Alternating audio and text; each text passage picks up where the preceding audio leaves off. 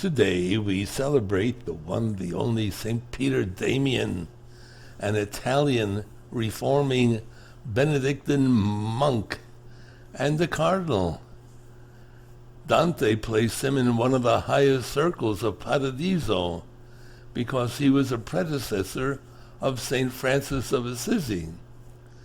And he was so intelligent that he was named a doctor of the church in 1828, almost 800 years after his birth, in the year 1007.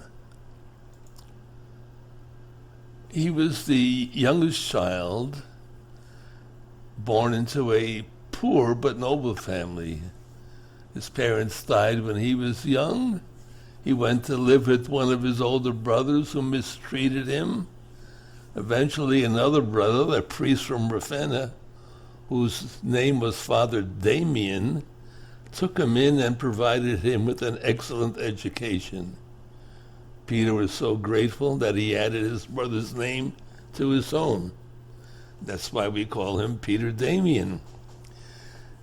He became a very successful teacher, but soon discovered that the university life was not for him, so he withdrew to a monastery in a place called Fonte Avellana for a 40-day retreat. After completing this retreat, he discerned a call to monastic life and received the habit.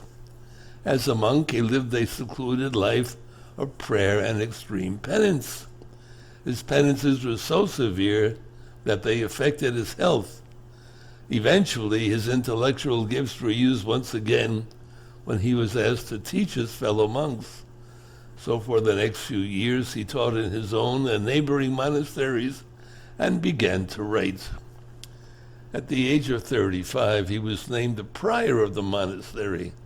He led the other brothers with zeal and fidelity to their rule and founded lots of new hermitages in the surrounding villages. At that time, Pope Benedict IX was a truly scandalous pope who had obtained the papacy through bribery and lived an immoral life. In 1045, the Pope decided to leave the papacy to marry his cousin. Before doing so, he wrote to his godfather, Father John Gratian, for advice.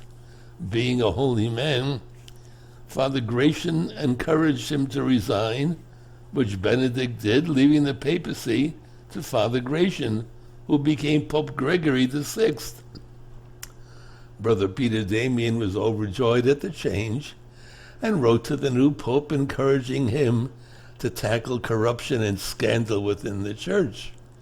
In the years that followed, more than one pope called on Brother Damian to help accomplish that very goal. In 1057, Brother Damian was made Cardinal Bishop of Ostia by the Pope. As a new cardinal, he challenged his brother cardinals and tried to weed out corruption. He would eventually return to his hermitage and resume a life of prayer.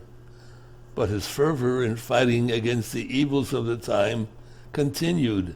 Pope after pope called on him for help, even while other church leaders opposed him.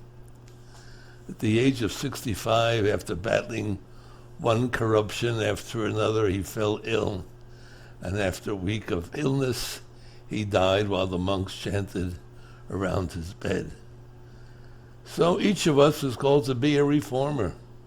And that's what he did, and that's what we should do. And what should we begin with? You know the answer. You begin with yourself. Amen.